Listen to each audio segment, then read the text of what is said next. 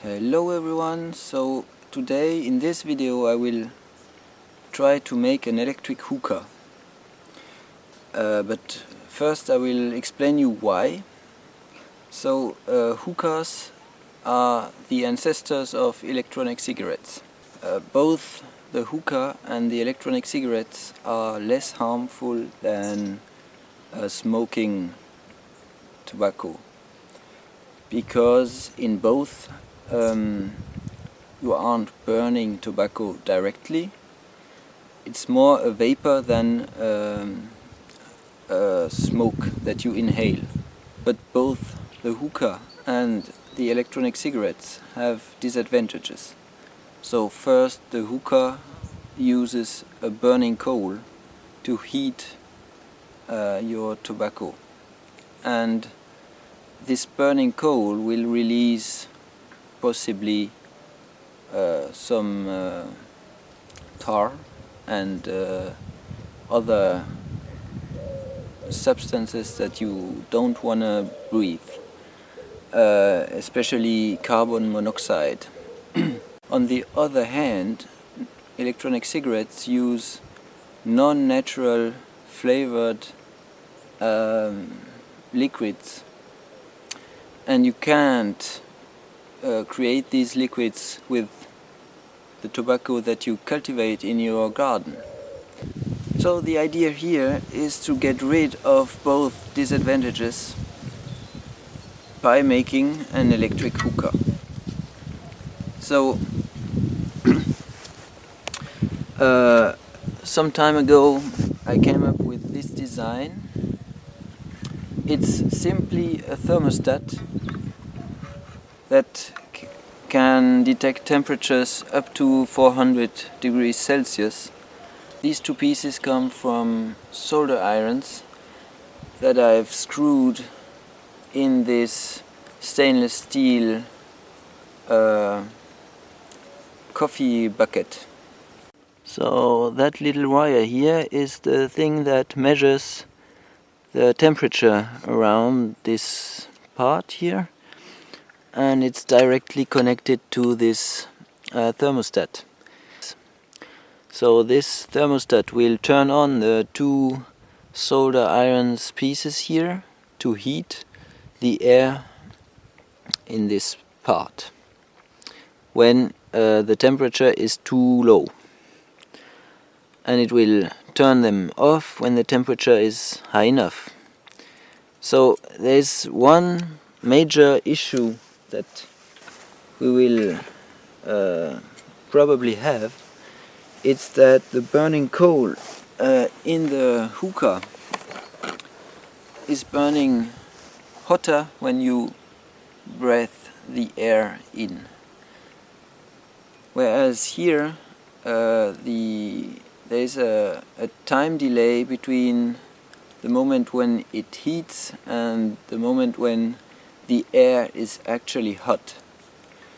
So you want to have hot air going through the tobacco glycerin and water mixture. So these solder irons are 60 watt, I believe, both. So I've got 120 watt. That piece that comes from a thermoscan, the sheet metal is really thin, and so I can't weld it. I think I could even cut through with a sharp knife, and that's why I'm reproducing this piece with a stainless steel tube with a wall thickness of 1 or 2 millimeters, so that I can weld it.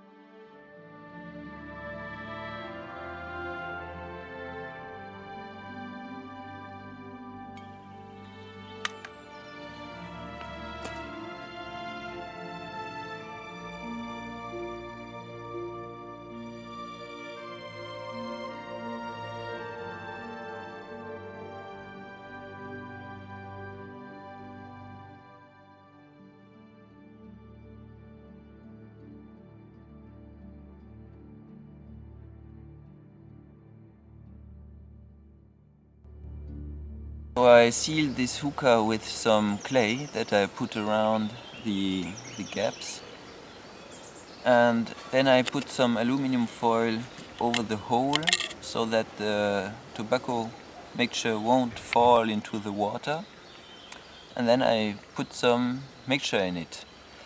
For those who are interested how I made this tobacco mixture that also contains some peppermint, you will see this at the end of this video. So now let's try to smoke, to vapor this hookah.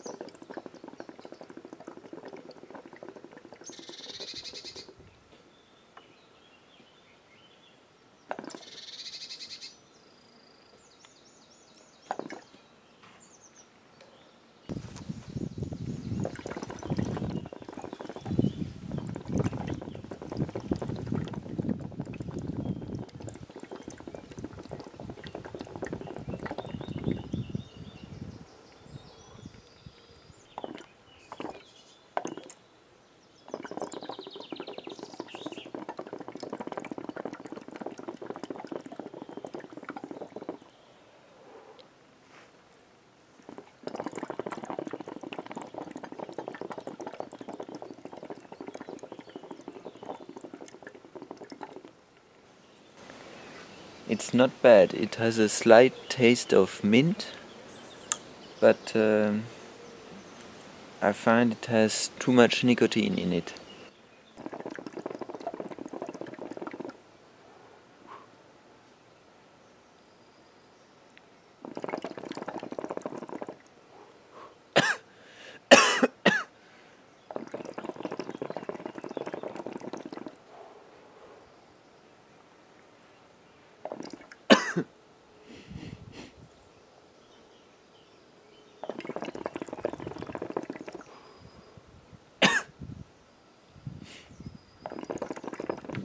So now I'll turn this off and we'll let it cool down, and then we'll see if the tobacco mixture has burned.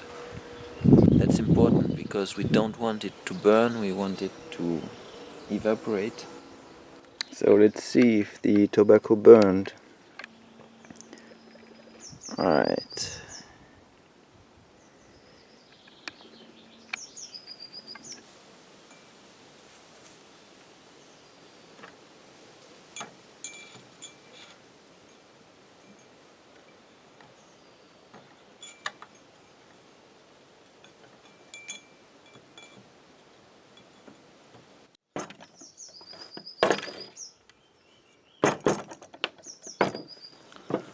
So it didn't really burn. It's like it's dry.